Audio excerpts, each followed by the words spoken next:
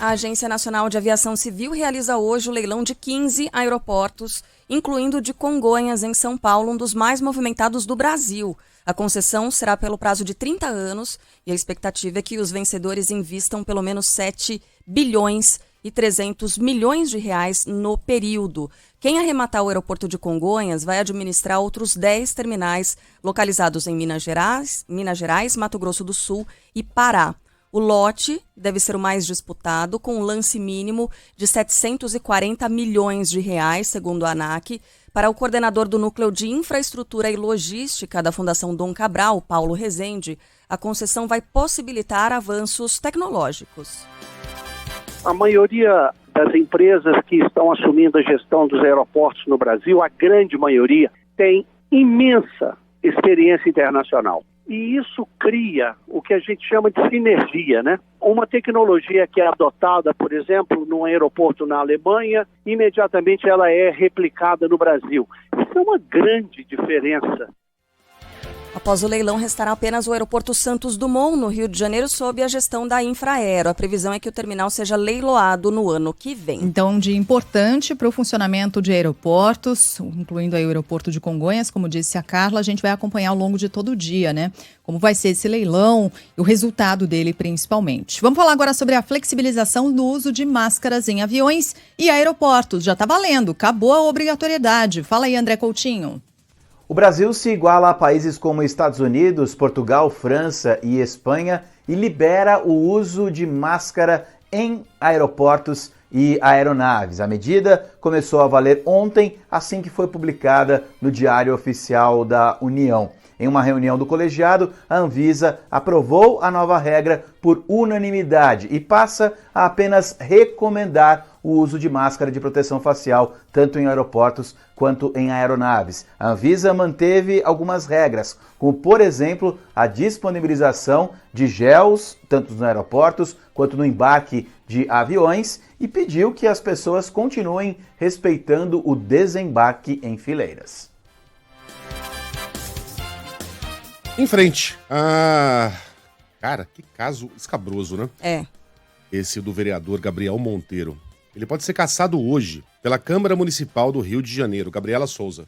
O vereador do Rio, Gabriel Monteiro, pode ter um mandato cassado hoje à tarde por quebra de decoro. Para a cassação, são necessários 2/3 dos votos em plenário, enquanto para a suspensão basta a maioria absoluta. Os 50 vereadores podem votar. Ontem, a Comissão de Justiça e Redação rejeitou o recurso apresentado pela defesa do político e avaliou que o processo ético-disciplinar está dentro da legalidade. Monteiro é acusado de assédio moral e sexual contra ex-assessores, de expor pessoas em situação de vulnerabilidade na internet e de gravar um vídeo de sexo com uma menor de idade. O Conselho de Ética afirma que recebeu um áudio gravado pelo próprio vereador, confirmando que sabia que as jovens com quem se relacionava eram menores de 18 anos. Isso é o de menos. A Gabriela Souza está sendo elegante a não trazer aqui os detalhes a respeito das acusações contra esse vereador. Aliás, um daqueles paladinos da moralidade, né? Que fez muito sucesso gravando vídeos na internet. Ai, que absurdo, aquele corrupto, aqueles vagabundos. Aí você vai conhecer o cara a fundo, com o perdão aqui da expressão, e descobre coisas escabrosas. Nojento, é nojento. Eu vou dizer algumas aqui. Eu já aviso que não é algo adequado para menores de idade. Eu vou tentar dizer da maneira mais suave possível. Um ex-assessor disse que esse cara chegava no escritório, tirava a calça e virava o que eu vou dizer, o orifício anal pro alto. Ficava lá se exibindo, uma coisa bizarra. Que isso? Teve mais.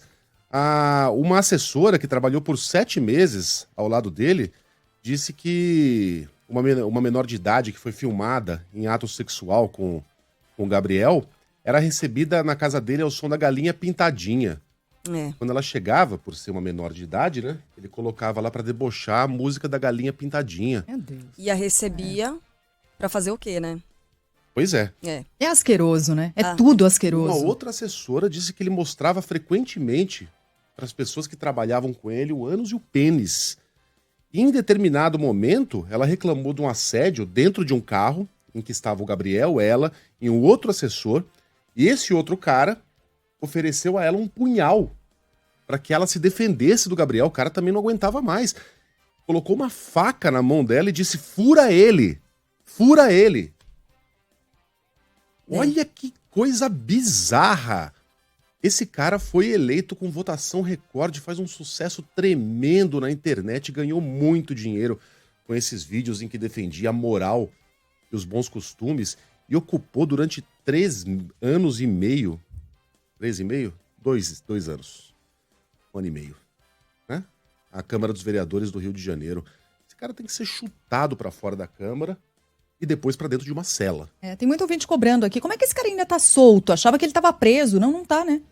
Não? Tá. Por enquanto é cassação que a gente tá falando Isso. ainda. Não é nem prisão, né? Não é prisão.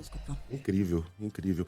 Bom, ainda dentro dessa editoria do absurdo, em São Paulo passa de 50 o número de mulheres que acusam o juiz Marcos Scalércio, do Tribunal Regional do Trabalho, de assédio sexual. Uma das vítimas, que não quis ser identificada, por isso teve a voz distorcida, conversou com a Band.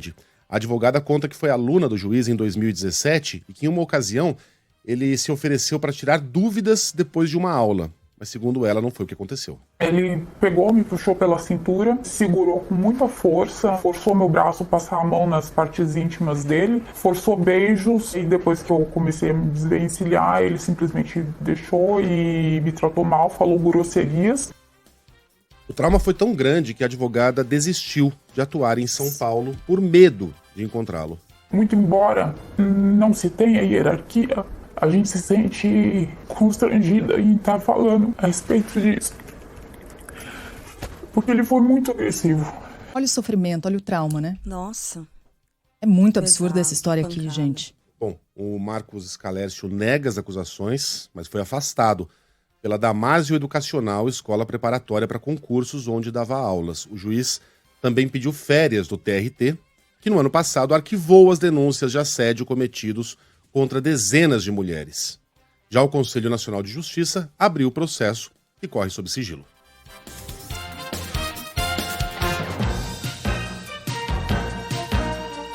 Mudar de assunto, mudar de trilha também. Atenção, eleitor, o prazo para solicitar o voto em trânsito termina hoje. Destaque de Tayane Ribeiro. Termina hoje o prazo para solicitação de voto em trânsito para as eleições 2022. A solicitação deve ser feita presencialmente em qualquer unidade de atendimento da Justiça Eleitoral. Com o voto em trânsito autorizado, quem estiver fora da cidade, mas no mesmo estado, pode votar para todos os cargos elegíveis neste pleito. Já quem estiver em outro estado, pode votar apenas para presidente. Não há voto em trânsito no exterior, mas quem tem o título de eleitor cadastrado em outro país e estiver no Brasil, poderá votar na eleição também apenas para presidente. Saiu mais uma pesquisa eleitoral e nessa pesquisa, estabilidade na vantagem de Lula sobre Jair Bolsonaro na corrida ao Palácio do Planalto. Pesquisa Poder Data, mostrando o seguinte: o ex-presidente Lula tem 44% das intenções de voto contra 37% do presidente Jair Bolsonaro no primeiro turno, diferença de 7 pontos. Há 15 dias, essa diferença era de 8. Como tem a margem de erro, de 2 pontos percentuais para mais ou para menos, por isso o cenário de estabilidade. Ciro Gomes, do PDT, aparece com 6% e Simone Tebet, do MDB, com 4%. Sofia Manzano, do PCB, 1%. E os demais candidatos não pontuaram. São eles Vera Lúcia, do PSTU, Felipe Dávila, do Novo, Emael, da Democracia Cristã, Leonardo Péricles, do Unidade Popular, Roberto Jefferson, do PTB e Soraya Tronic, do União Brasil. Em um eventual segundo turno, segundo o Poder Data, Lula venceria Bolsonaro por 52-38, diferença de 14 pontos. A pesquisa foi feita entre os dias 14 e 16 de agosto, ouviu 3.500 eleitores em 331 municípios em todos os estados e no Distrito Federal. Nível de confiança de 95%, o levantamento foi registrado no TSE sob o número BR 02548/2022. Ontem, o ex-presidente Lula fez acenos aos empresários, O empresariado focou o discurso na geração de empregos para atrair votos de eleitores de centro. No segundo dia oficial de campanha, Lula se reuniu com micro e pequenos empreendedores em São Paulo. No encontro, o petista falou em enquadrar bancos públicos para negociar dívidas dos empresários e em criar um ministério da micro e pequena empresa. Em referência à posse de Alexandre de Moraes no Tribunal Superior Eleitoral na última terça-feira, o petista disparou contra Jair Bolsonaro. Bolsonaro estava muito incomodado porque ele ouviu tantas vezes a palavra democracia, ele ouviu tantas críticas ao autoritarismo, tantas críticas a fake news, que ele estava muito incomodado. Cada discurso que falava um pouco de democracia era visível a cara dele de constrangimento. Hoje Lula e a comitiva fazem um ato público em Minas Gerais. Jair Bolsonaro se prepara para o início da propaganda eleitoral em rádio e TV, que começa no próximo dia 26 de agosto. A ideia da campanha é explorar os resultados do governo na economia e o pacote de benefícios sociais. Ontem o presidente esteve em Brasília gravando participações para o programa ao lado da primeira-dama Michele, considerada essencial para atrair o voto feminino. Para este ano, Bolsonaro terá um tempo de propaganda 9 vezes maior do que tinha em 2018, quando foi eleito presidente. Serão 2 minutos e 42 segundos contra 18 segundos da campanha de 4 anos atrás. 18 segundos, porque eram 2 vezes por dia os anúncios. Né? Na verdade, ele tinha 9 segundos consecutivos. 9 e 9 nos dois horários. 9 de manhã e 9 de noite. Isso. Mal dava para falar o nome. Durante encontro com prefeitos na capital federal à noite, o presidente prometeu, caso reeleito, manter o valor de R$ 600 do Auxílio Brasil. Conversei com o ministro Paulo Guedes, também dentro da responsabilidade, vamos nos socorrer do parlamento mais uma vez, para a gente tornar definitivo esse valor de R$ 600 a partir de 2023. Ciro Gomes e Simone Tebet continuam a agenda de campanha em São Paulo. Em Santana de Parnaíba, na região metropolitana, o candidato do PDT voltou a afirmar que, caso eleito, vai criar um programa para limpar o nome de brasileiros endividados e reafirmou que se coloca como alternativa mais plausível a Lula e Bolsonaro. Já Simone Tebet visitou um hospital na zona sul de São Paulo. A senadora prometeu dar transparência às emendas do relator, conhecidas como orçamento secreto. E faltam 10 dias, apenas 10 dias para o primeiro debate entre os candidatos à presidência da República. Está marcado para o dia 28 de agosto, é um domingo, às 9 horas da noite, claro, aqui na Band, né? Vai ser realizado pelo Grupo Bandeirantes de Comunicação, também o Portal UOL, o Jornal Folha de São Paulo, TV Cultura, além do Google. E no Grupo Bandeirantes, você vai contar também com a força, a credibilidade da TV aberta, a Rádio Band News FM, a Rádio Bandeirantes, Band News TV, além das mídias digitais. Então, todas as informações, né, Megali, aqui na Band News do debate. Exato. A gente está na maior expectativa e as informações de bastidores das últimas horas dão conta de que todos os candidatos pretendem comparecer, o que é muito bom. O que é muito bom para o eleitor, né, que precisa e merece esse confronto de ideias. Só antes da gente virar a página aqui e tirar a trilha de eleição, quando a gente falou de Gabriel Monteiro, faltou um detalhe importante no comentário. Gabriel Monteiro é candidato a deputado federal. Pois é. Ele, nesse momento, esse sujeito se sente muito à vontade para se candidatar a deputado federal. Se essa candidatura for levada a cabo, é provável que não seja, porque ele dificilmente escapará da cassação hoje, e já há ações no TSE contra essa candidatura, mas se for levada a cabo, ele provavelmente não só vai ser eleito, como será um dos puxadores de votos do PL. O PL achou por bem aprovar a candidatura do Gabriel Monteiro, já mandou a inscrição pro TSE, né? Entendendo que ele será um dos grandes puxadores de votos no Rio de Janeiro. Tá? Então ele se sente muito à vontade para se candidatar a um cargo ainda mais importante, e o partido, que calha de ser o partido do presidente da República, acha que é uma ótima ideia lançar esse cidadão como candidato puxador de votos, porque entende que muita gente vai lá digitar o número dele na urna. Olha, tá tudo errado nesse país. Rapidinho, posso aproveitar aqui para fazer um convite para os nossos ouvintes, já que a gente já chamou aqui para o debate, a gente falou bastante sobre o dia dos candidatos e tal. Lembrando, né, já que os candidatos estão dedicados às gravações dos seus programas eleitorais, como a gente falou, no dia 26 começa o horário eleitoral, e aqui na Band News FM, esse horário aqui acaba sendo impactado pelo horário eleitoral das 7 às 7h25 e também do meio-dia ao meio-dia e 25. Só que aqui na Band News FM a gente começa às 7 da manhã normalmente, tá? Então quem quiser acompanhar a nossa programação, você que não fica sem o seu Rivotril de todas as manhãs, a gente tá aqui, a postos, às 7 da manhã, então é só você se utilizar do nosso canal do YouTube, Rádio Band News FM, aí você assiste com imagens, inclusive, pode colocar na TV da sua casa, no computador, no seu trabalho, no celular também. Se você quiser, é só baixar o aplicativo Band Play também, e ali no aplicativo você nos ouve, entra na loja de aplicativos do seu celular, baixa o Band Play e pronto, você também consegue nos acompanhar, além de nos acompanhar também no site bandnewsfm.com.br e em todas as nossas redes sociais. O 7 de setembro não terá desfile no Rio de Janeiro, mas um ato em um pequeno trecho da Avenida Atlântica, em Copacabana. A gente tem informação chegando do Rio de Janeiro com o Cristiano Pinho. O prefeito do Rio afirma que o desfile de 7 de setembro na Avenida Presidente Vargas está cancelado. De acordo com Eduardo Paes, o Comando Militar do Leste informou que neste ano apenas um pequeno ato vai ser realizado perto do Forte de Copacabana, na Orla, mas sem arquibancadas para o público, como costuma acontecer no centro. O prefeito revelou ainda que devem ocorrer apresentações da Marinha e da Aeronáutica no mar e no espaço aéreo e que nos próximos dias vai se reunir com as Forças Armadas para organizar os detalhes. Há algumas semanas, o presidente Jair Bolsonaro já havia falado sobre a intenção de realizar um desfile na Orla de Copacabana. O STF chegou a pedir explicações sobre a mudança. Importante essa última informação, né? Não sabemos o que vai acontecer exatamente no 7 de setembro, porque o que a gente está vendo aí são as Forças Armadas, a pedido do presidente da República, que é o chefe das Forças Armadas, se colocando à disposição de uma manifestação que será eleitoral. Uma manifestação em Copacabana, em apoio ao presidente, e será, digamos, enfeitada, terá como apêndice uma apresentação da Marinha e da Aeronáutica, sem ocupação da Avenida Atlântica. Me parece que isso fere diretamente a lei eleitoral. Mas a Carmen Lúcia já pediu informações e o STF deve se pronunciar a respeito dessa mudança.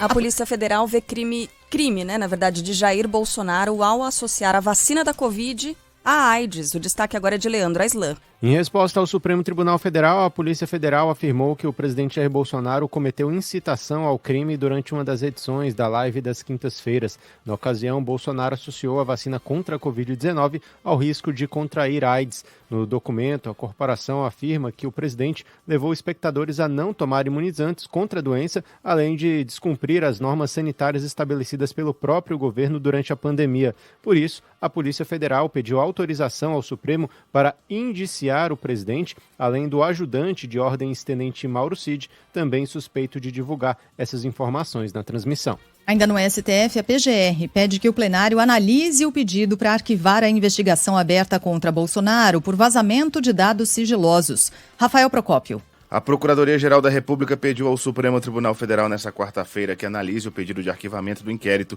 que investiga o presidente Jair Bolsonaro por vazamento de dados sigilosos. O caso em questão ocorreu durante uma transmissão pela internet em agosto de 2021, quando Bolsonaro divulgou dados de uma operação em andamento da Polícia Federal sobre um suposto ataque ao sistema das urnas eletrônicas. Já são 2 manifestações da PGR nesse sentido, sendo a primeira uma determinação do ministro Alexandre de Moraes e a segunda um recurso da Procuradoria, que também foi negado por Moraes. A Polícia Federal já concluiu que o presidente da República cometeu crime ao fazer isso. No entanto, decidiu por não indiciá-lo.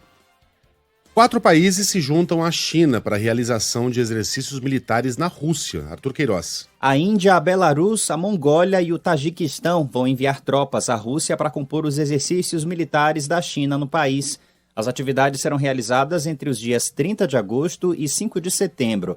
Apesar de mais detalhes não terem sido apresentados, os exercícios acontecem em meio à guerra entre Rússia e Ucrânia, que completa 6 meses na semana que vem, e a escalada de tensões entre China e Taiwan, desde a visita não anunciada da presidente da Câmara dos Estados Unidos, Nancy Pelosi, ao território há 15 dias. A China, no entanto, disse que a participação nos exercícios não tem relação com a atual situação internacional e regional. Destaque agora do esporte. Quer, Sheila, ler essa manchete? Ou se quero. Vai. Corinthians, Flamengo e Fluminense estão nas semifinais da Copa do Brasil. A gente falou logo no comecinho do jornal, né? Na Neoquímica Arena, o Timão atropelou o Atlético Goianiense. Quem tem os detalhes pra gente é o Yuri Alberto. Yuri Alberto. Fixação. É o Yuri Queiroga, que vai falar dos gols do Yuri Alberto.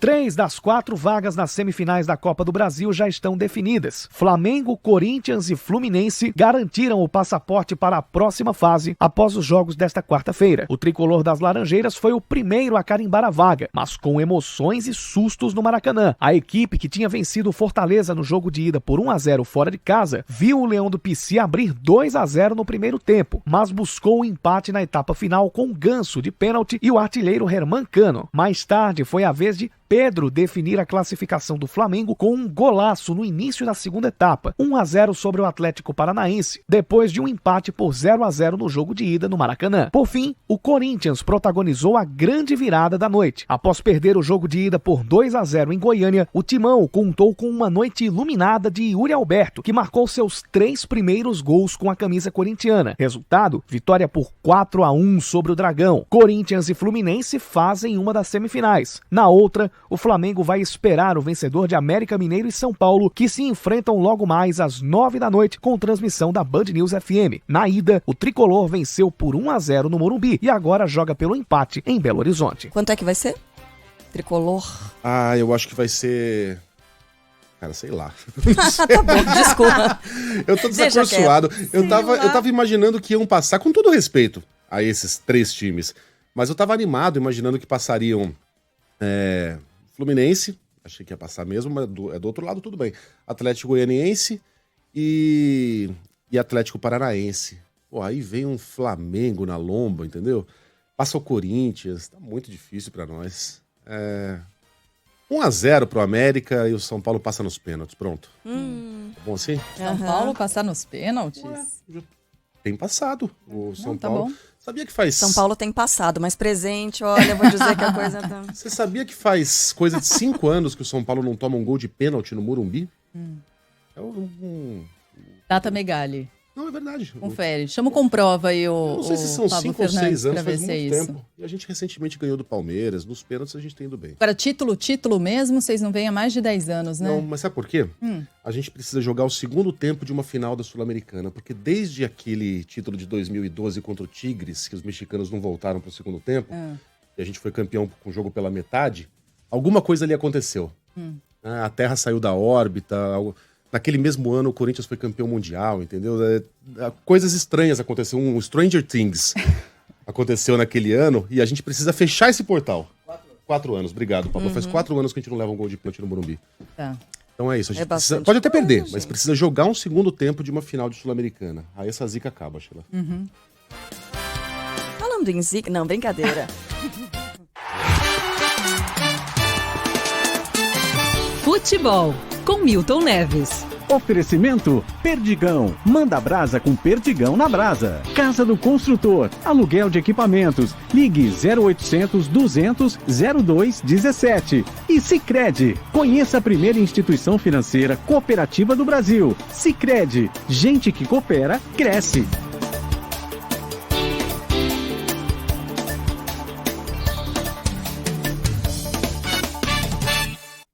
Fala, Milton, bom dia. Oi, Megali! Oi. Aquele abraço, Megali! Você estava desesperado com o Corinthians, o seu Corinthians, que ia ser eliminado pelo Atlético Goianiense. Você me falou isso ontem, entendeu? Olha, você errou retundamente, assim que fala, não? Não é mesmo, Carla Bigato? É, Milton. E a nossa primeira dama, hein? Oi, Sheila Milton. Magalhães viajou, olha, pegou 40 cidades... não apenas 40 cidades europeias. Vamos ao placar de ontem. Olha, o Corinthians perdeu lá em Goiânia por 2-0 para o Atlético Goianiense, que jogava pelo empate e podia perder de 1 gol, mas perdeu de 4.